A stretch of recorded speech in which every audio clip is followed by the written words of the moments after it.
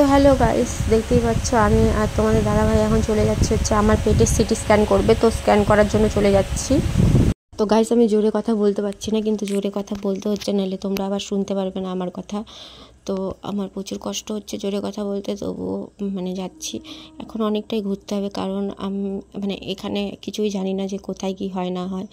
তো সত্যি কথা বলতে প্রচুরটাই ঘুরতে হয়েছে, আর এত রোদ উঠেছে দেখতেই পাচ্ছ, অত রোদ। এখন বাজে হচ্ছে মানে তখন আমরা যখন বেরিয়েছিলাম সকাল 8টার দিকে বেরিয়েছিলাম, আর তোমাদের দাদাভাই জানি কি বললো, আমি হেসে দিয়েছি। তো দেখো আমরা রাস্তা দিয়ে যাচ্ছি এখন। তো চলো তোমাদেরকে রাস্তাটা দেখিয়ে দিই, দাঁড়াও দেখো। এই যে দেখতে পাচ্ছ আমরা এখন যাচ্ছি, তো আমি আর তোমাদের দাদাভাই যাচ্ছি।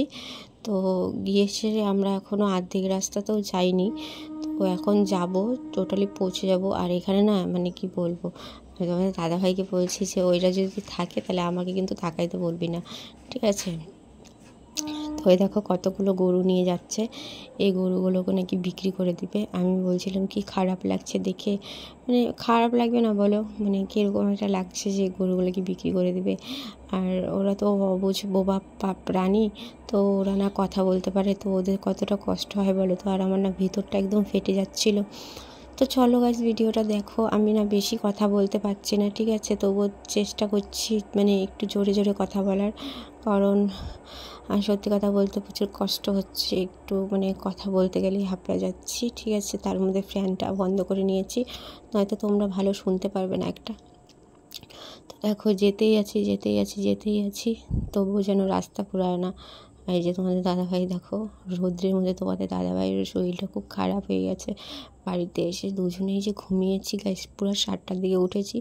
আর ওঠার পরে না মাথা যেন টাল দিচ্ছে, মনে হচ্ছে যে ড্রিঙ্ক করে আছে, এরকম টাল দিচ্ছে। এমনিতেও তো আমার ধরো মেডিসিন শরীরে আছে, ঠিক আছে। তা তোমাদের দাদাভাইয়েরও প্রচুর কষ্ট হচ্ছে, এতটা কষ্ট করে না তো কখনো, এত রোদের মধ্যে ঘোরাঘুরি করে না, তো এর জন্য কষ্ট হচ্ছিলো প্রচুর, বুঝতে পারছিলাম, ঠিক আছে। কিন্তু কিছু করার নাই, কেউ না থাকলে কি হবে বলো। কিন্তু হ্যাঁ, সত্যি কথা বলতে যার কেউ থাকে না, সত্যি ভগবান তার পাশে সব সময় থাকে। তো যার কেউ নাই তো ভগবান তো থাকেই না।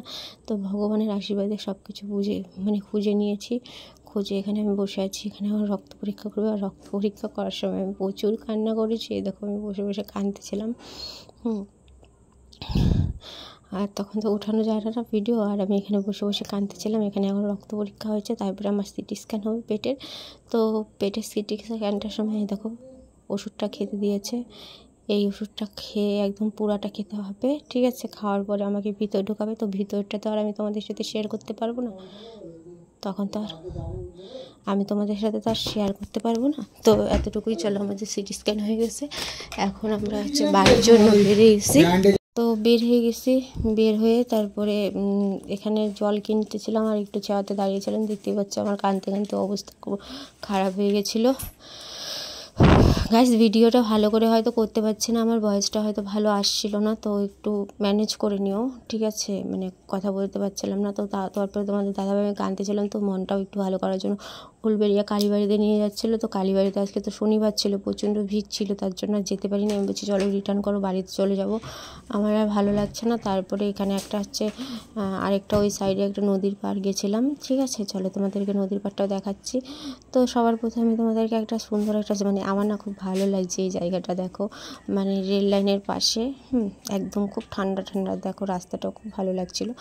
তোমাদের দাদাভাই জানি এদিকে কোন জায়গা এটা বলতেছিলো, আমার ঠিক আমি শুনতে পারিনি, ঠিক আছে, ঠিক মনে নেই। তো চলো দেখো জায়গাটা। তো আমরা যাচ্ছি এখন হচ্ছে কোথায়, আমি তো আর বলতে পারবো না কোথায় এটা।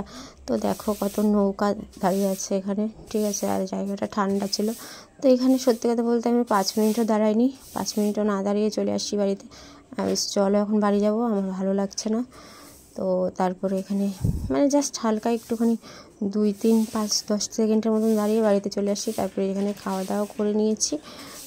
খাওয়া দাওয়া করার পরে এখানে এখন আমি শুভ, শরীর খুব খারাপ লাগছে দেখে এখন আমি শুভ। তো ভিডিওটা তোমরা শেষ পর্যন্ত দেখো। এই যে মানে কি বলবো, শরীরটা প্রচণ্ড খারাপ লাগতেছিল, তার জন্য আর বেশি ভিডিওটা করতে পারিনি। তো যতটুকু করেছি আশা করি তোমাদের ভালো লাগবে, লাইক শেয়ার কমেন্ট করে দিও অবশ্যই, ঠিক আছে। তো গাইস বিকালবেলা ঘুমের থেকে উঠে পড়েছি, এসে হোটেল থেকে মানে ওর বন্ধুর হোটেল থেকে খাবার নিয়ে আসছি, এসে খেয়ে দিয়ে মানে ঘুমিয়ে পড়েছিলাম, শরীর খুব খারাপ ছিল। ঘুমিয়ে পড়েছিলাম আর এখন উঠেছি। উঠে তোমাদের দাদাভাইয়ের শরীরটা খুব খারাপ, আজকে অনেকটা রোদে রোদে ঘোরাঘুরি করেছে। তো এই জন্য আমি কষ্ট করে একটু চাটা করলাম।